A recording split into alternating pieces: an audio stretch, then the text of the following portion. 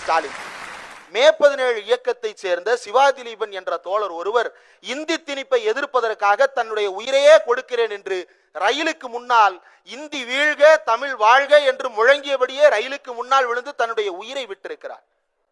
நாம் யாரும் உயிர் விடுவதை ஆதரிப்பது இல்லை. நாம் அறிவால் வெல்ல வேண்டும், அமைப்பாய் திரண்டு வெல்ல வேண்டும். நாம் எல்லோரும் நம்முடைய உறுதிப்பாட்டை, ஒற்றுமையை உயிரோடு இருந்து காட்ட வேண்டும் என்பதுதான் நம்முடைய விருப்பம்.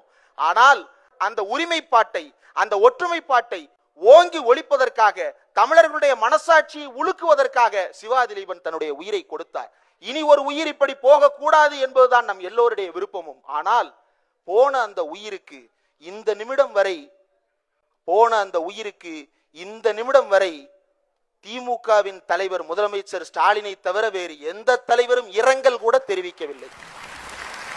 உகாதிக்கு வாழ்த்து சொல்லி இருக்கிறார் தமிழ்நாட்டினுடைய எதிர்க்கட்சி தலைவர் எடப்பாடி பழனிசாமி அவர்கள். நான் அதை வரவேற்கிறேன். ஆனால் உயிரிழந்த சிவா திலீபன் அவர் திமுக காரரா?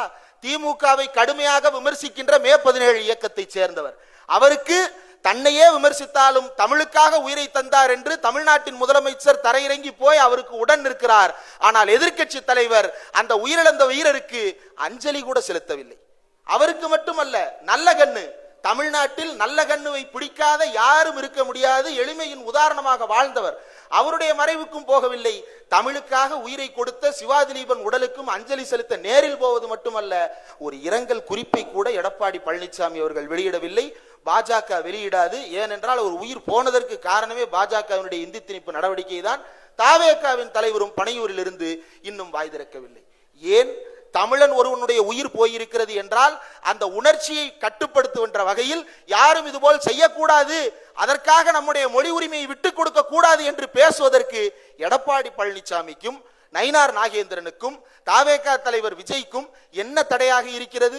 சரி, இவர்களெல்லாம் ஒருபுறம் இருக்கட்டும். நாம் தமிழர் கட்சி எங்கே போனது? அந்த கட்சியினுடைய தொண்டர்கள் இறந்து போனவருடைய சாதியை ஆராய்ச்சி செய்து கொண்டிருக்கிறார்கள். ஏன் இந்த மலிவான சிந்தனை?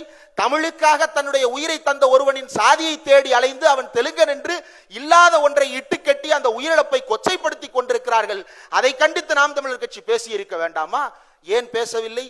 ஏனென்றால் இந்த தமிழ்நாட்டினுடைய தேர்தல் என்பது நம்முடைய மண்,